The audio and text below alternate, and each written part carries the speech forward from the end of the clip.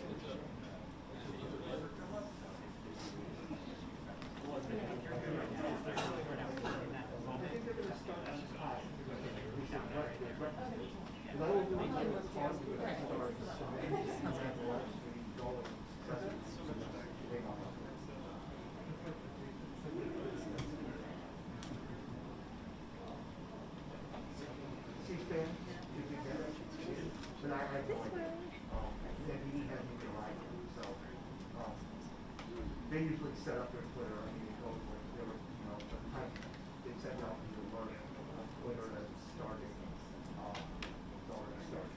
Oh, they're very quick. They'll call you right as it starts, and then it's not exactly going on. Wonderful. Take care. Oh, and you know what? Dangerous track on there. You can watch it. No, actually,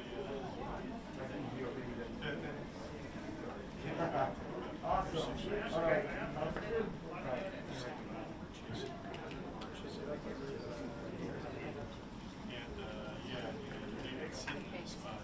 just flip the switch. Some helpful individual strategy. So I try to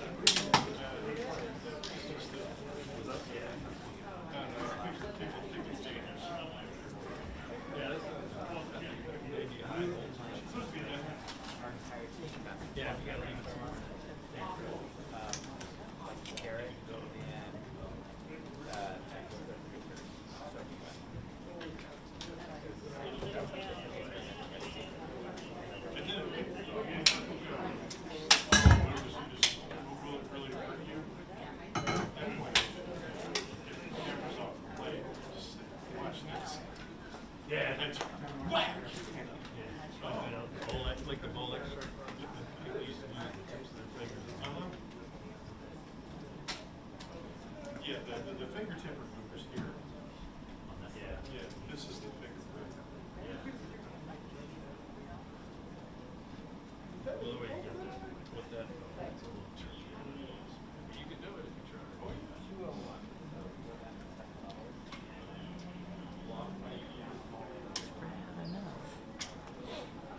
I like these things. Having nobody else wants it. Yeah. I've had it for, we used to like mortars and mortar. I had it for 21 years.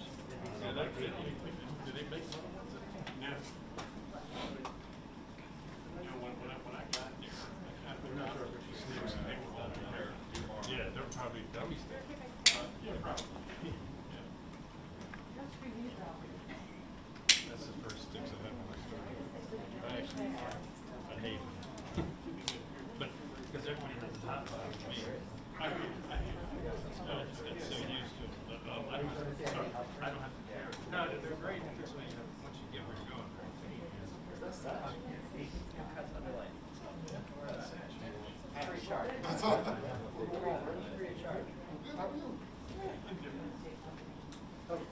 Fish out of water. Don't belong out of my element. When you found it, that's it. Well, I'd still be water. How's carrying tools? Luke managed to get himself fired from his first job. Oh, wow.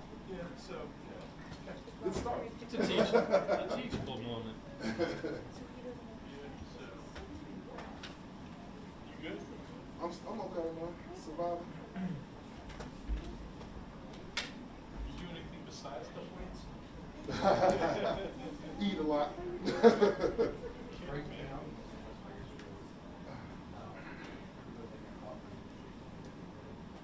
ever keep up with Dre? Andre, what's he up to? Andre? Yeah. Andre who? From school? Oh. Actually, I don't know. I kind of came in after him. You know, I do that all the time now. I'll like turn to somebody and say, hey, you remember the time Doug? And they're like, I didn't work with that. Like, But me and Drake met. We worked each other. Last time I heard you were in you were Comcast Sports. yeah. And then let him go and I don't know what happened.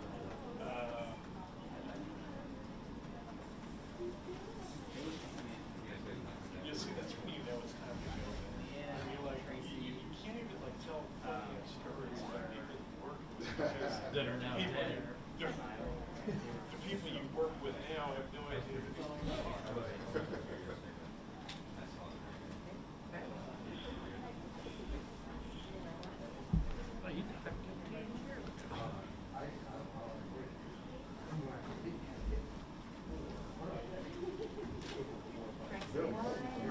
It's against the wall, you're gonna need a feed. Unless there's one, there might be one along this wall. This one here is filled up. There's one way they held down by that door. You got a wireless, it can do line level.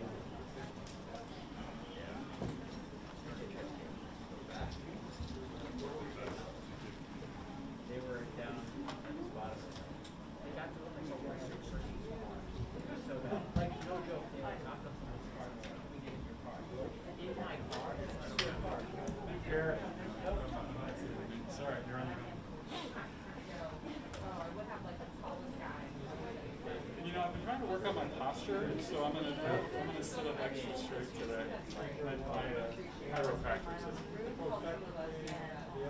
Don't worry, it's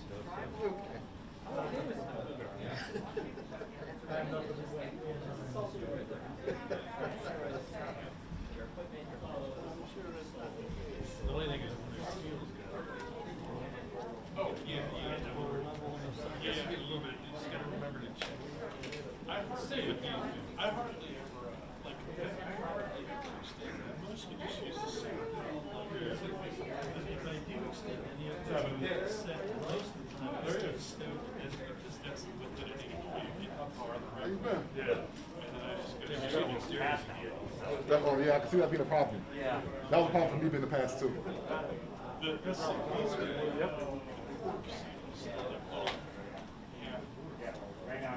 half pieces of corn.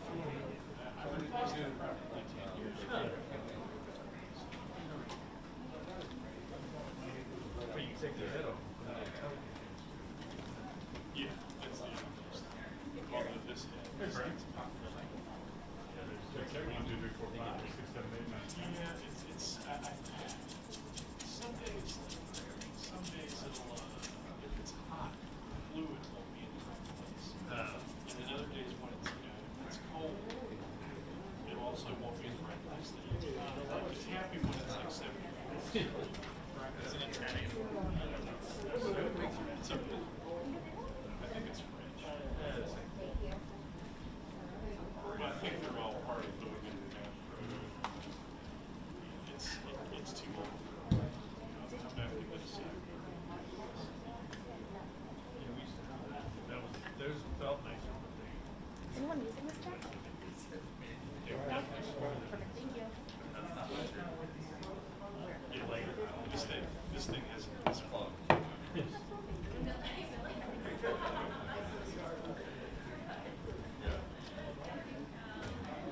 This is the one. Yeah, this is the Around the chair? I don't like It's a little far. I don't like it. Honestly, thought I was gonna do like on the triangle. Not an umbrella for There's no signal. Wait, can I do that? So it's really clear. Oh,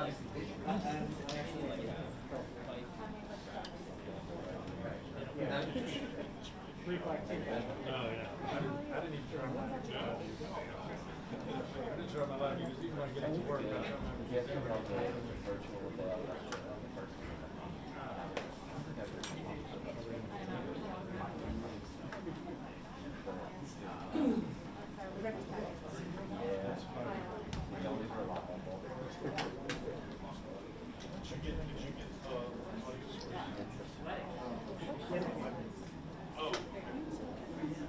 No, I Yeah, I don't know. I think Thanks.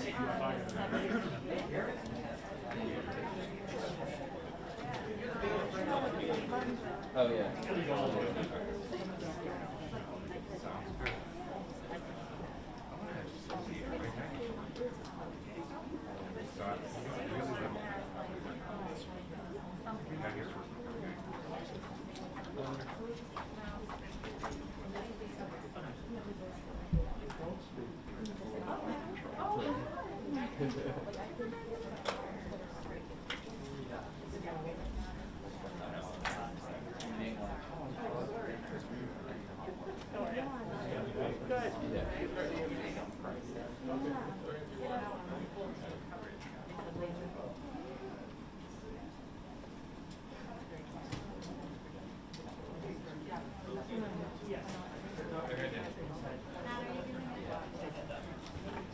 Heads up, yeah.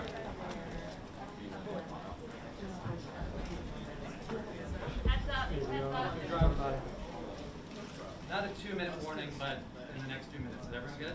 Yep, thank you. Less than 2 minutes. And now. What's that? They're gonna walk in soon.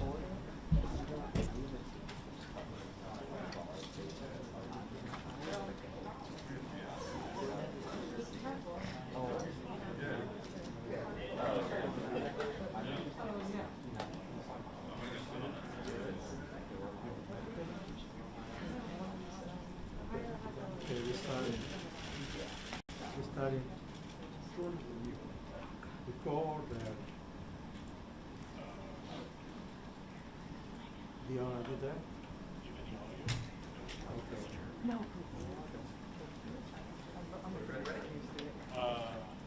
You have to hit the button. Turn the mic on. Can you Turn the mic on. The button. At the base? About now. There we go. Okay. Good afternoon, everybody. I'm Tim Barber. I'm one of the public information officers for the United States Capitol Police.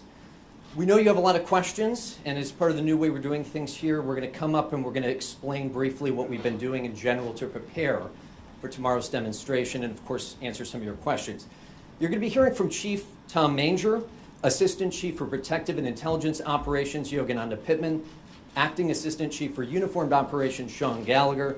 We are also accompanied by the District of Columbia officials here. So you're also going to be hearing from Metropolitan Police Department Chief of Police Robert Conti, Dr. Christopher Rodriguez, the Director of DC's Homeland Security and Emergency Management Agency, and DC's Deputy Mayor for Public Safety and Justice, Chris Geldhard. Then Chief Manger will come up here and open it up for some questions. Well, as many of you know, we are more than happy to talk to you about our preparations in general. To protect the integrity of tomorrow's mission, we can't get into very specific security details. So with that said, here's Chief Manger. Thank you, Tim, and good afternoon, everybody. Thank you for being here. The U.S. Capitol Police Department has been working around the clock for the last several weeks to ensure that we have a safe event tomorrow. But perhaps more importantly, over the last 8 months, the leadership of the U.S. Capitol Police Department has been preparing, working to ensure that we don't have a repeat of January 6th. They have been working on ensuring that we have the adequate resources for our police officers, training, equipment, staffing, to ensure that, again, we can accomplish our mission. Our mission tomorrow is our mission every day, and that is to protect everyone's rights to free speech and to allow them to lawfully demonstrate. And again, we are planning for a safe event tomorrow. But there have been some threats of violence associated with the events for tomorrow, and we have a strong plan in place to ensure that it remains peaceful and that if violence does occur, that we can stop it as quickly as possible. We're not going to tolerate violence, and we will not tolerate criminal behavior of any kind. The American public and the members of Congress have an expectation that we protect the Capitol. And I'm confident with the plan we have in place that we're going to be able to meet that expectation. I want to turn it over to Chief Yogananda Pittman to talk about the intelligence, and after that, Chief Gallagher will talk about some of our operational planning. Chief Pittman. Thank you, Chief. Right after January 6th, this department made several challenging yet critical changes on the way we go about our business. One of those substantial changes that we've made is the way we gather, analyze, and disseminate intelligence in order to better understand threats and to mitigate those threats. Historically, this department has relied primarily on outside agencies for intelligence information. We are predominantly consumers of intelligence rather than producers. Well, that is no longer. That was prior to January 6th. We have now grown and expanded our intelligence operations, and we have dramatically changed the way that we process and share intelligence with our law enforcement partners at every level. This change involves improved internal communications as well as including intelligence briefings to our rank and file officers. We do feel that these improvements, coupled with the other existing efforts, will help transform our department operationally as well as from an intelligence-driven perspective agency. And with that, I'll turn it over to Chief Gallagher.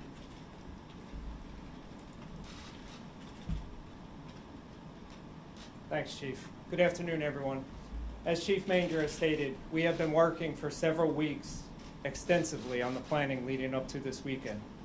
The internal planning that we've done has included multiple training exercises for our civil disturbance units, scenario exercises for our command staff, as well as detailed briefings for all of our officers.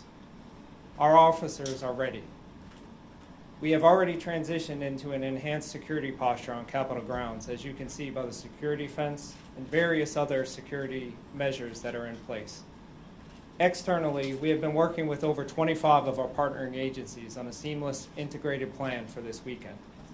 The United States Capitol Police will have on-site support from a number of our local, state, and federal partners. We have also conducted a large multi-agency tabletop exercise in order to test and validate our integrated operational plan for this weekend. In addition to the on-site support that we'll have on Capitol grounds, we will also have contingency plans in place for additional law enforcement, as well as support from our partners at the DC National Guard, if needed. We have extremely strong partnerships with all of our local, state, and federal law enforcement partners, and we are appreciative for their assistance and their collaboration going into this weekend. We are hoping and expecting a peaceful event this weekend, but our operational plan is scalable so that we will be ready to handle anything that occurs. Thank you. Chief Conte.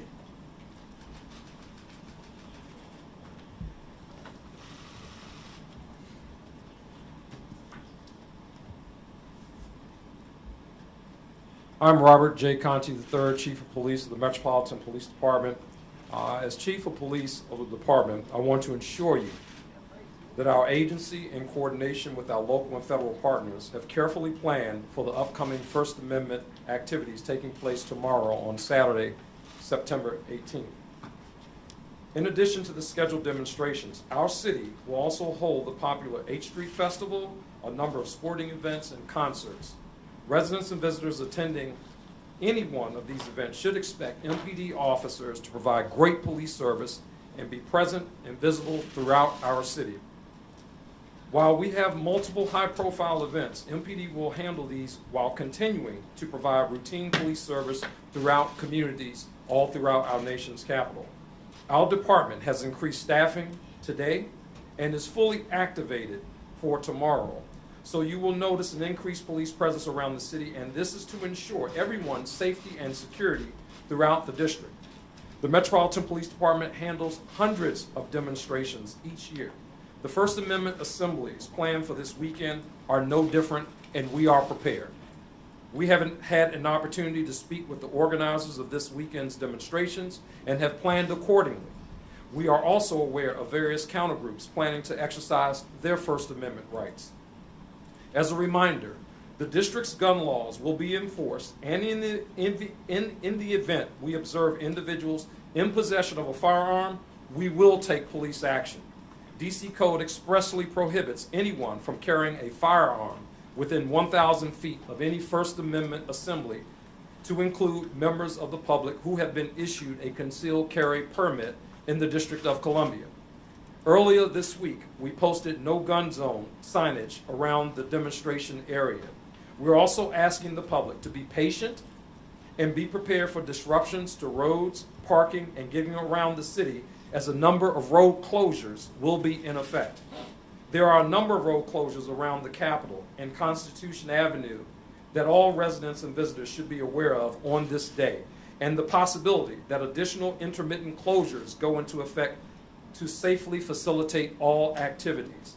To see a complete list of these closures and to stay up to date while the events occur, please check our 2 Twitter accounts, at DC Police Department and at DC Police Traffic. And as always, if you see something, please say something. Please report any suspicious activity to law enforcement immediately by dialing 911. Thank you and have a safe weekend. Chris Rodriguez, Dr. Christopher Rodriguez, DC's Director of Homeland Security and Emergency Management Agency, will now provide brief remarks.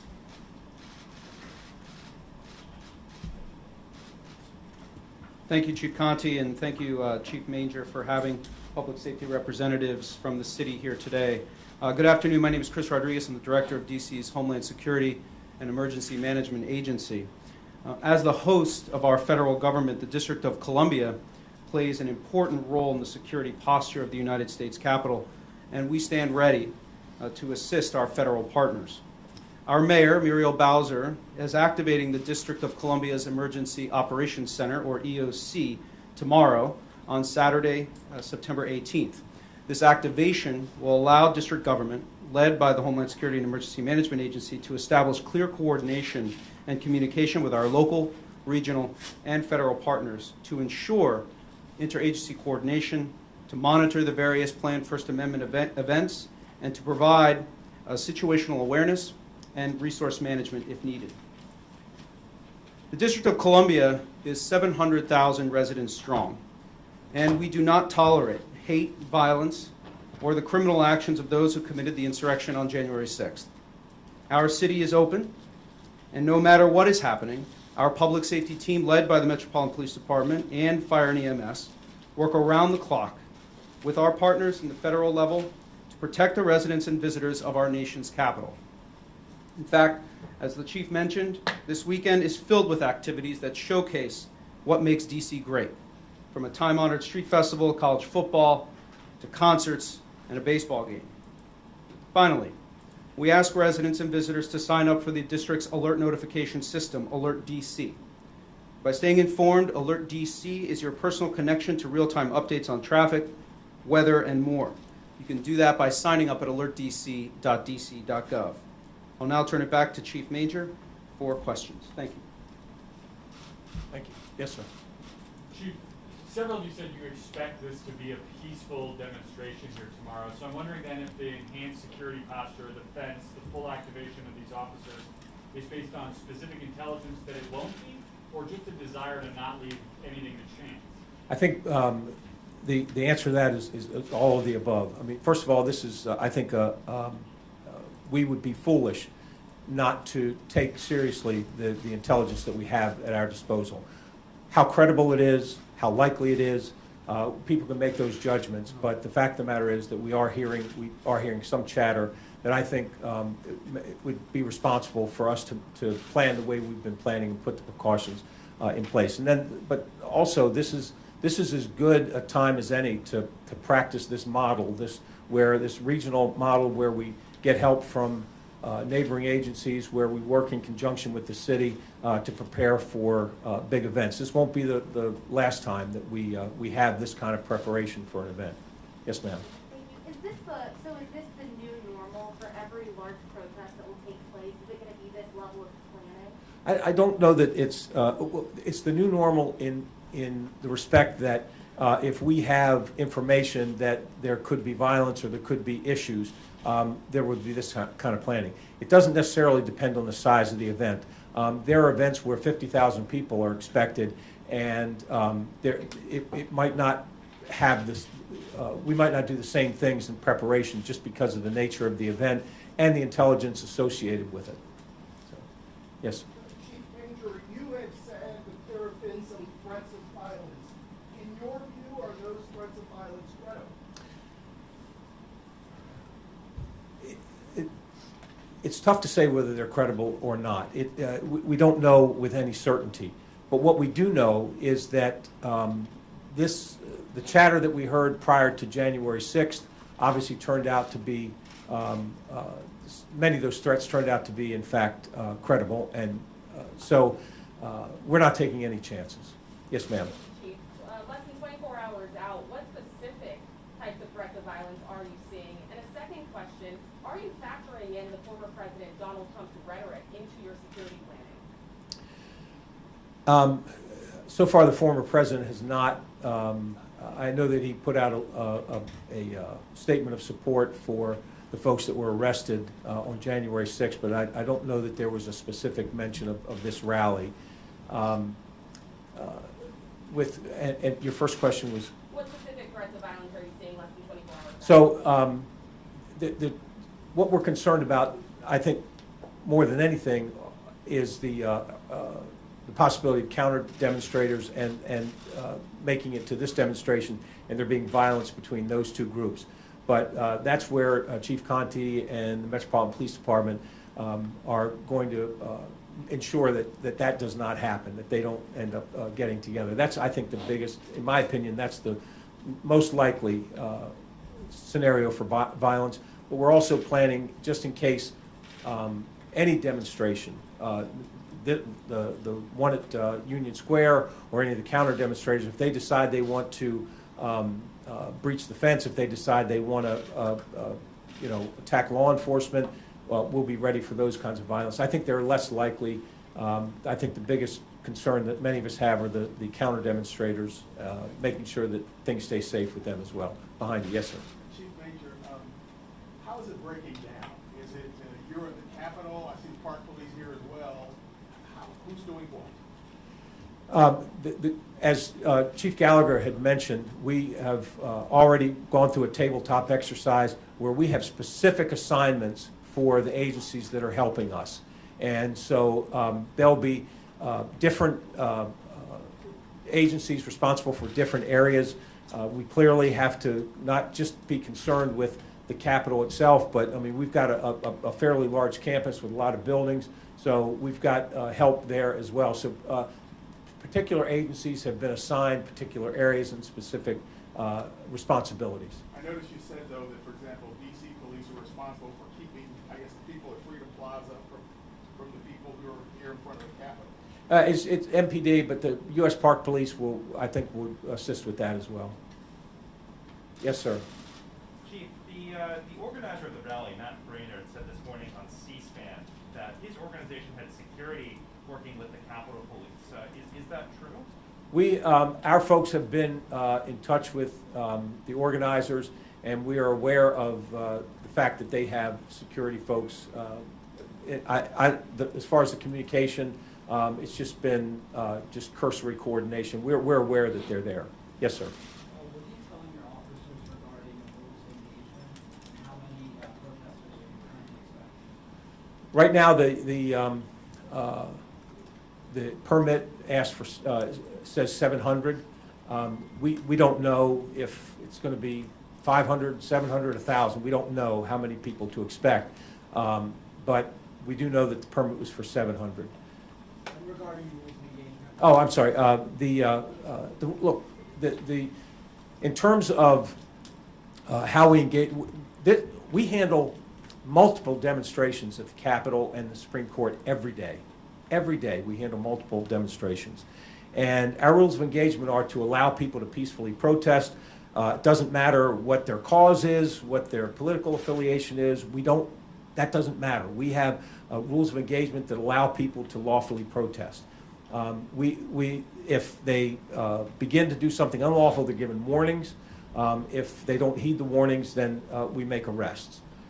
In terms of, there's no difference in terms of our use of force policy or any of those other things. Those things are in place and don't change depending on what kind of demonstration it is. All the demonstrations are handled with the same policy, with the same rules of engagement. Again, as long as things stay peaceful, we make sure that everybody has the opportunity to exercise their constitutional rights. Chief, Yes. this is a pretty massive scale roll-up for really a short-term period of time. How practical is it to do this kind of a ramp-up every time you get this sort of intelligence? And have you given any thought to more permanent solutions to this problem? Like, for instance, does there need to be a permanent fence around the Capitol to prevent you from having to ramp up like this every time? So I don't think there needs to be a permanent fence around the Capitol, but that's not my call to make.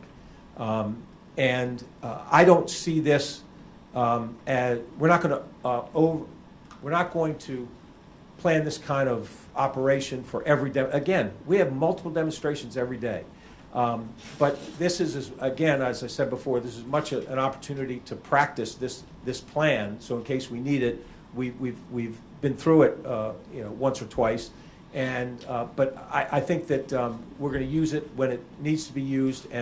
But 99% of the demonstrations that we handle are handled without this kind of planning. So Yes, sir. Follow-up, Chief, two questions. I mean, one, this intelligence, are you worried about, what we sort of saw on January 6th, where you had groups of people that came in with an intent to do something, or are you worried about lone wolf sort of individual actors looking to capitalize on the crowd? And second question, what are you saying to your officers, some of whom are still dealing with the trauma and the stress of the fallout from January 6th?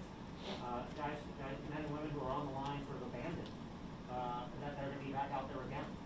So first, answer your first question is both. We are concerned about and aware of and planning for both of those scenarios. For your second question, Chief Gallagher has been going to roll calls for at least the past week, if not longer, and we're trying to get in front of every single police officer in the U.S. Capitol Police Department. And the reason was to brief them on our plan. And the whole purpose behind that was to instill confidence that the department has prepared this has prepared for this event, and that they will have the resources, the training, the equipment, and we will have the staffing that we need, so that everyone, including the police officers working this event, can remain safe. Yes, ma'am. Looking at the street closures, they're much smaller than last time and seem to be mainly consolidated around the Capitol. Are there any other areas in the city that people should be concerned about? Avoid Black Lives Matter Plaza, for instance. And are you concerned about tonight, given the precedence of violence the night before these protests in the past? So I'll let Chief Conti talk about the rest of the city, but obviously we have heard chatter about, heard a lot of chatter about when and where things might happen. But our operational plan began 2 days ago. So we have an operation ongoing tonight, as we've had the past couple of days. Chief, can I follow up on Ryan's question? Do you have any insight as to how much this response is going to cost? I don't yet, because there's a number of resources that are basically on standby that we may, if we don't need them, then we won't have to use them. So at this point, I don't know. Is that a concern at all, the cost? There's a lot of people that are concerned about the cost. And I'm not. I understand that's a concern, and that I have to pay attention to that. But my bigger priority is the safety and security of the folks demonstrating, the safety and security of the Capitol. Chief, are you Yes. aware of any members of Congress or Capitol Police protectees or Secret Service protectees who are planning to attend this?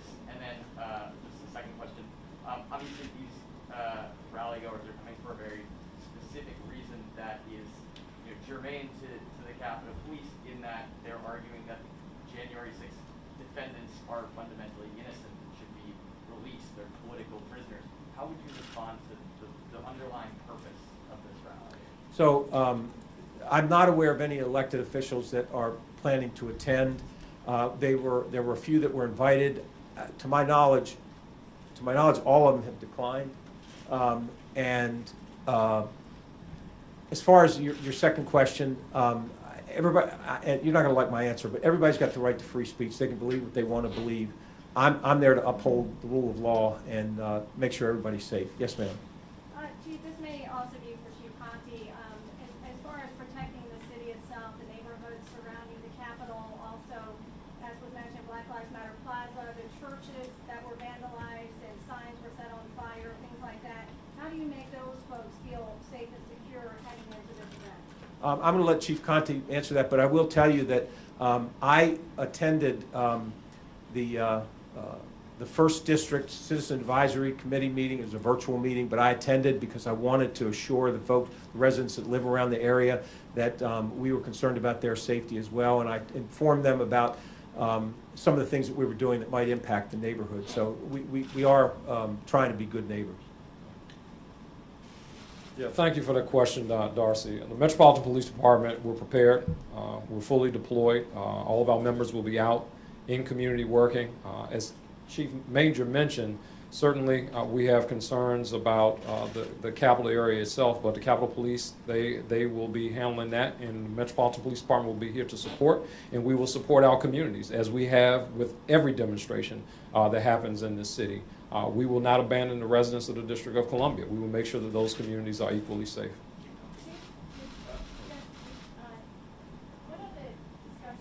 I can't, I'm sorry. One of the discussions after January 6th has been about the Capitol Police Board and also the ability to call up the National Guard when needed.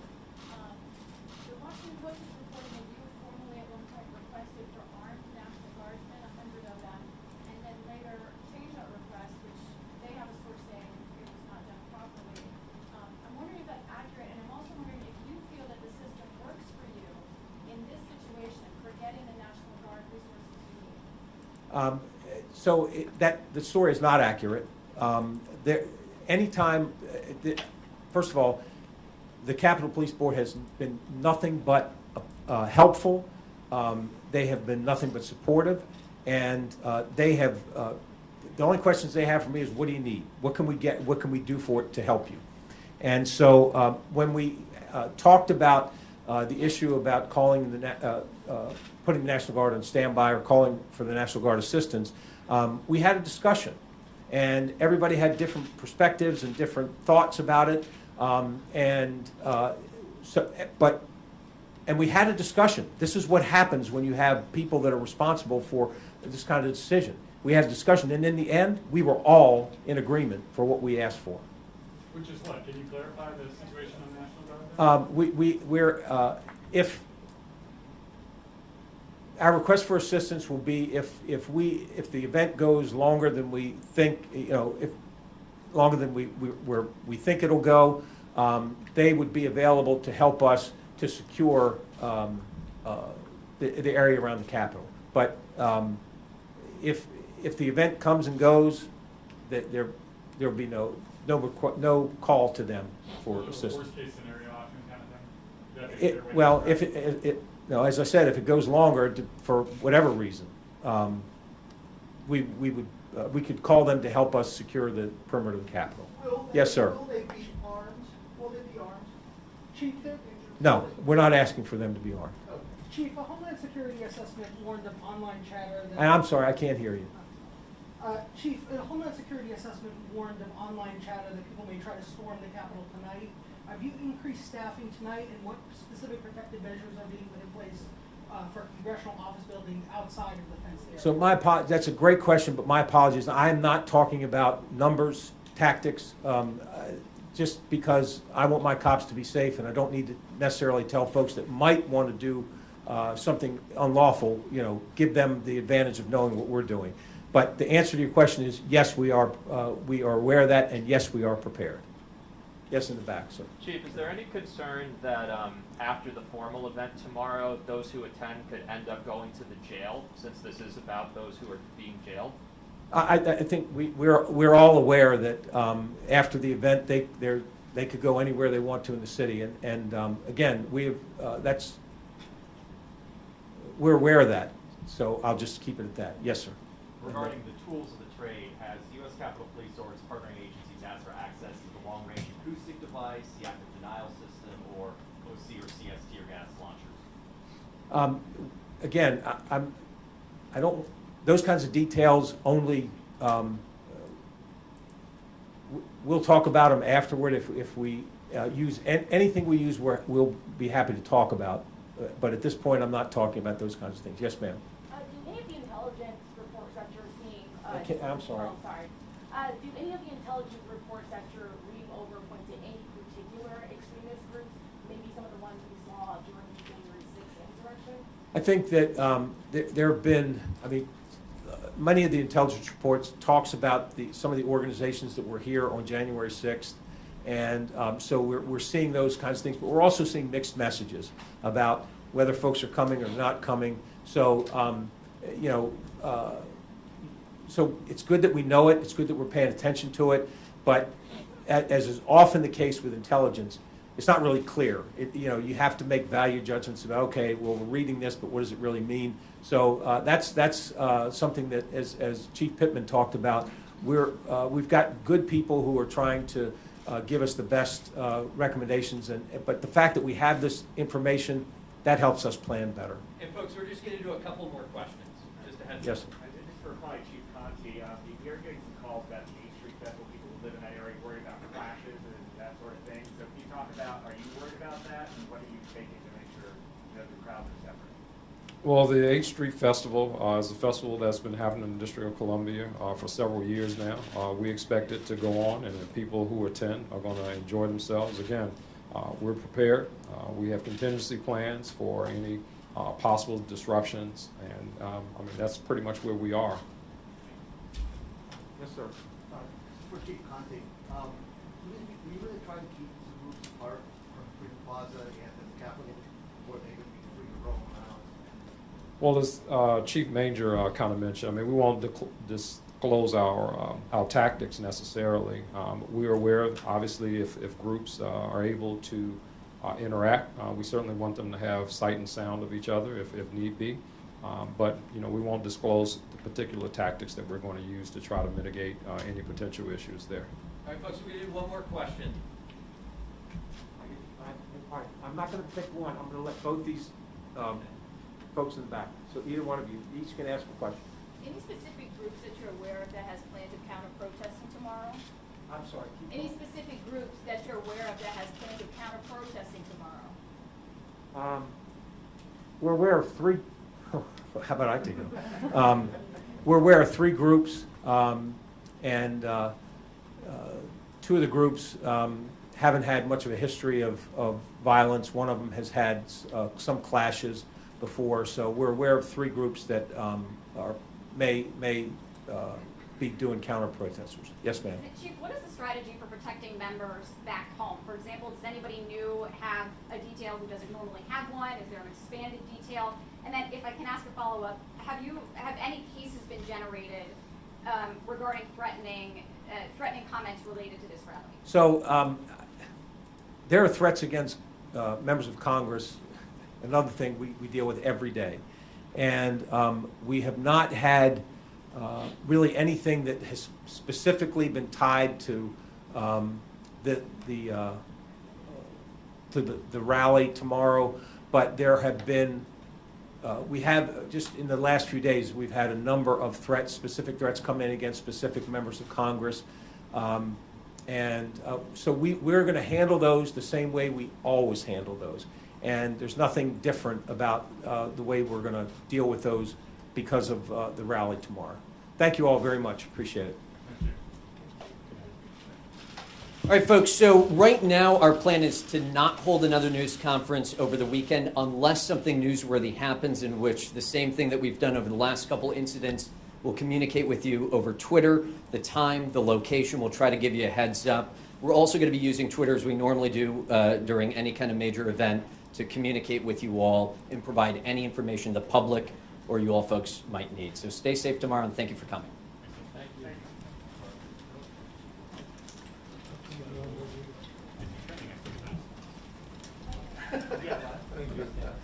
Unless it's not.